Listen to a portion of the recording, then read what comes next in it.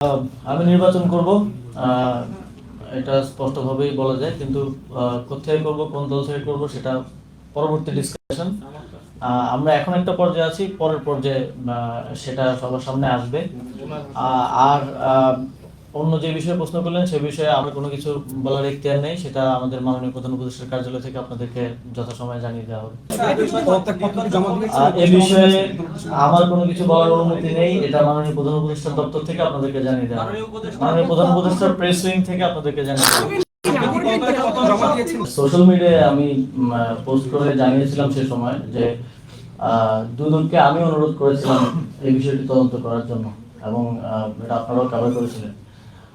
যখন এই বিষয়ে অভিযোগ আসে আমার জায়গা থেকে, আমি সর্বোচ্চ আমার এই কনফিডেন্সটা ছিল যে আমি কাউকে এ ধরনের কোনো কিছু করার সুযোগ দেইনি, এবং আমার টিমের কেউ এই ধরনের কোনো কিছুর সাথে জড়িত নয়। সে কারণে আমি নিজেই দুদকে যোগাযোগ করে তাদেরকে অনুরোধ করে এই বিষয়ে অধিকতর অনুসন্ধান করার জন্য। দুদক সে বিষয়ে অনুসন্ধান করেছে, এখন পুরোটা বিষয়ই দুদকের এখতিয়ারাধীন। এই বিষয়ে দুদক আপনাদেরকে জানাতে পারবে যে সর্বশেষ আপডেট কি। আপনি কত আগে বলেছিলেন যে আরো অনেকেই নির্বাচনে অংশগ্রহণ করবেন, একটু পরিষ্কার যদি করেন, উপদেষ্টাদের মধ্যে এমন কেউ আছেন নাকি সরকারে তারা আছে, তাদেরকে বলতে করছেন না এখন পর্যন্ত? আমি আসলে অন্য কারোর পক্ষ থেকে কিছু বলার মতো অবস্থানে নেই। জাস্ট 2 দিনের মধ্যে সবকিছু পরিষ্কার হয়ে যাবে। মিনিস্ট্রি কেন্দ্রিক অনেক ধরনের অভিজ্ঞতাই হয়েছে, অনেক কিছুই হয়তো বলা যায় না। তো আসলে এই ধরনের পর্যায়ে কাজ করতে গেলে নানা ধরনের জটিলতা যেমন আছে।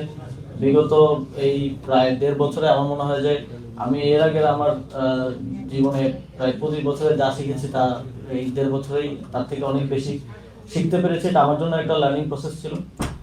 তবে আমার দিক থেকে আমার উদ্দেশ্য সবসময় খুব স্পষ্টভাবে এটাই ছিল, যেহেতু অনেক মানুষের জীবন দেওয়ার মধ্য দিয়ে আমরা এই দায়িত্ব পেয়েছি, সেই জায়গা থেকে সর্বোচ্চ স্বচ্ছতা, নিষ্ঠা এবং জবাবদিহিতার সাথে কাজ করা, এবং যে দায়িত্বটা পেয়েছি, যে সময়ের জন্য, যতটুকু সময়ের জন্য পেয়েছি, সেই সময়ের সর্বোচ্চ ব্যবহার করার, সদ্ব্যবহার করার চেষ্টা আমি করেছি।